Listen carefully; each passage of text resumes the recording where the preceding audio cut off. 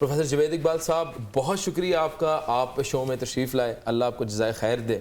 آپ کو آواز آ رہی ہے میری؟ بہت بہت شکریہ بیٹا۔ پروفیسر صاحب آپ سے شروع کروں گا میں۔ کیا وجہ ہے نوجوان نسل، بلکہ نوجوانوں کی بات بھی بعد میں کریں گے، بچوں کی تربیت کو لے کر اس وقت جو ہے نا کوئی ایک میں سمجھتا ہوں روڈ میپ نہیں ہے ہمارے والدین کے پاس اس وقت ہماری سوسائٹی کے اندر، نہ ہی تعلیمی ادارے تربیت کر رہے ہیں، نہ ہی والدین تربیت کر رہے ہیں۔ تو اس چیز کی وجہ کیا ہے پروفیسر صاحب، کیا سمجھتے ہیں آپ؟ بہت بہت شکریہ بیٹا، اللہ آپ کو اجر خیر دے، جتنا اچھا کام آپ کر رہے ہیں ماشاءاللہ۔ دیکھیے بات یہ ہے کہ سائنس نے ہمیں یہ بتایا ہے کہ، اور پھر ہمارے دین نے بھی ہمیں یہ بات بتائی ہے کہ بچوں کی جو پیدا ہونے سے لے کر 7 سال کی عمر ہے، یہ وہ وقت ہے جس میں بچوں کے دماغ کا پورا پیٹرن ڈیولپ ہوتا ہے۔ اور جب بچوں کا جو بھی پیٹرن بن جائے، پیٹرن سے مراد یہ ہے کہ جیسے ان کا مزاج بن جائے، جیسے اس کا کردار بن جائے، آپ حیران ہوگے کہ 90% اس بات کا امکان ہے کہ بقیہ زندگی ان کی اسی بنیاد کے اوپر استوار ہوگی۔ لہٰذا یہ بہت ضروری ہے کہ بچوں کی زندگی کے جو پہلے 7 سال ہیں وہ بہت شعوری طور پر ان کی تربیت کے لحاظ سے گزارے جائیں۔ اب آپ نے پوچھا ہے کہ ایسا کیوں ہو رہا ہے؟ آج سے 20 30 40 سال پہلے ہمارے معاشرے میں اقدار موجود تھیں، ویلیوز موجود تھیں، گو پیرنٹس کو اس وقت بھی پیرنٹنگ پراپر طریقے سے پڑھائی تو نہیں جاتی تھی، لیکن معاشرے میں ویلیوز موجود تھیں۔ معاشرے میں جو ایماندار تھا وہ زیادہ عزت والا تھا، جس کے گھر میں حرام کا پیسہ آتا تھا، چاہے وہ جتنا بھی بڑا افسر ہو، تو محلے کے سارے لوگ ان سے کوئی اچھے تعلقات نہیں رکھتے تھے۔ برائی کو برائی سمجھا جاتا تھا، آج کل تو برائی کو برائی نہیں سمجھا جاتا۔ تو پچھلے 30 40 سال کے اندر یہ ہوا ہے کہ ہمارے معاشرے میں بڑا ہونے کی جو پہلی قدر ہے وہ ہے پیسہ۔ کوئی شک تو جس شخص کے پاس پیسہ زیادہ ہوگا، اب کون سا شخص ہے جو بڑا ہونا نہیں چاہتا؟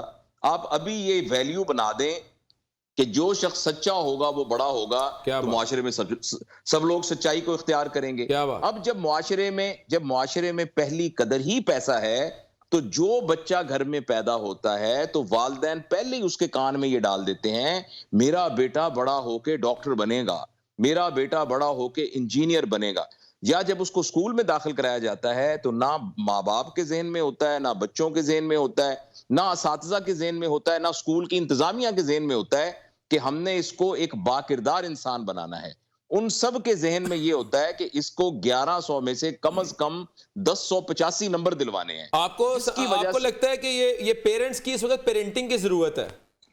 جی بہت ضروری ہے۔ میں تو یہ بات جب پچھلی حکومت تھی، اس وقت وہ رحمت للعالمین اتھارٹی کے سلسلے میں اس وقت کے وزیر اعظم نے مجھے بلایا تھا، تو میں نے ان سے یہ عرض کیا تھا کہ قوم میں کا جو سب سے بڑا پرابلم ہے وہ یہ ہے کہ قوم تربیت یافتہ نہیں۔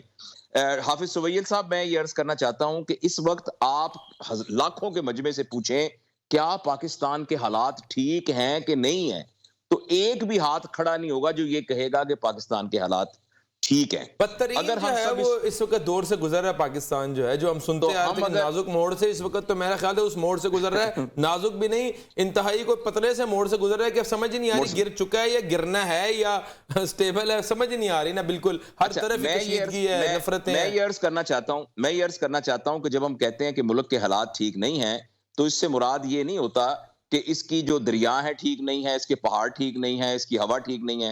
اس سے مراد ہوتا ہے کہ وہ لوگ جو ملک کو چلا رہے ہیں وہ ٹھیک نہیں ہے۔ اب اس وقت جو کسی جگہ کا کمشنر ہے، جو کسی میڈیکل کالج کا پرنسپل ہے، جو کوئی کسی بڑے ادارے کا بڑا سربراہ ہے، فار ایگزامپل ہمارا فوج کا ہے، یا ہمارے سول اداروں کا ہے، یا ہماری جوڈیشری کا ہے، یا پولیٹیشین ہے، یا تاجر ہے، یا ایون مطلب ہے کسی مذہبی جماعت کا بھی ہیڈ ہے، تو وہ یہ سارے کے سارے لوگ ہیں جو کہ ملک کو چلانے کے ذمہ دار ہیں۔ باقی نیچے تو جو عام عوام ہے وہ تو ٹرینڈ کو فالو کرتے ہیں۔ جب ہم کہتے ہیں پاکستان کے حالات خراب ہیں، تو ہمارا کہنے کا مطلب یہ ہے کہ یہ سارے لوگ، ان میں سے اکثریت، آپ کا مطلب ہے کہ ادارے، بیوروکریسی، یہ لوگ ٹھیک نہیں ہے جس کی وجہ سے حالات خراب ہیں؟ نہیں، میں ذرا بات مکمل کر لوں بیٹا۔ میں یہ کہنا چاہ رہا ہوں کہ وہ لوگ جن کی عمر 40-50 سال ہے نا، اس وقت ہیلز آف افیئر میں ہیں، اس وقت وہ ہیں جو مین سٹیک ہولڈر ہیں۔ اس کا مطلب یہ ہے کہ آج سے 30-40 سال پہلے ان کے ماؤں اور باپوں نے ان کی پراپر تربیت نہیں کی، اچھا، جس کی وجہ سے وہ نسل جو اب اس وقت اس طرح کے اختیار کی پوزیشن میں ہے وہ ملک کو ٹھیک نہیں چلا سکتی. لہٰذا اگر آپ کو ملک کو ٹھیک کرنا ہے تو جو اب بچے پیدا ہوئے ہیں یا وہ والدین جو پوٹینشل والدین ہیں جن کے ہاں انشاءاللہ 1-2 سال کے بعد اللہ اولاد دے گا، ان کے لیے ہنگامی بنیاد پر تربیت کا بندوبست کیجئے، تو پھر یہ والی نسل ریپلیس ہوگی اگلے 20 سال کے بعد اور ہم یہ کہہ سکیں گے کہ پاکستان کے حالات ٹھیک ہیں.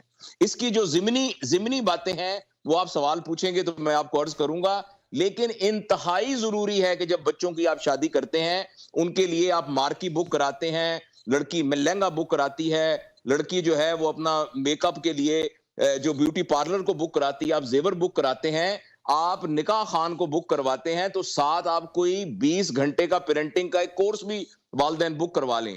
اور جس طریقے سے کسی نے وہ کورس نہ کیا ہو تو نکاح خان اس پہ لکھے کہ آپ نے کورس کیا ہے کہ نہیں کیا. پروفیسر صاحب آپ نے بڑی ایک عمدہ بات کی. آپ سمجھتے ہیں کہ آج کل جو ملک کے حالات کے جو ذمہ دار لوگ ہیں، آپ سمجھتے ہیں ان کی تربیت کے اندر کمی تھی جس کی وجہ سے پاکستان اس مشکل حالات سے گزر رہا ہے؟ مطلب یہ جو ہمارے سیاستدان ہیں یا کرنٹ لوگ ہیں ان کی تربیت میں فقدان تھا، ان کی تربیت میں کمی رہ گئی تھی. جی قصور ان کی ماؤں اور والدین کا ہے. میں آپ سے عرض تو کر رہا ہوں کہ آج سے 30-35-40 سال پہلے جو والدین تھے ان والدین نے پاکستان کے اندر پیسے کو پہلی نمبر قدر بنایا. سرکاری اداروں میں اور ہر اداروں میں ہر ایک یہ کہنے لگ گیا کہ یہاں تو رشوت کے بغیر کام ہی نہیں ہو سکتا بھائی، پاکستان میں تو جھوٹ کے بغیر کام نہیں ہو سکتا. اچھا شادی میں ہم نے آپ کو 8 بجے بلایا ہے نا، تو آپ لیکن 10 بجے آئیے گا، تو کوئی بات نہیں 2 گھنٹے تو لیٹ ہو ہی جاتی ہیں. یعنی یہاں کی ساری ویلیوز کو ہم نے تباہ کر کے رکھ دیا اور ہم اس طرح کا معاشرہ بن گئے جو کہ تنزل کی طرف جانے والا معاشرہ ہے.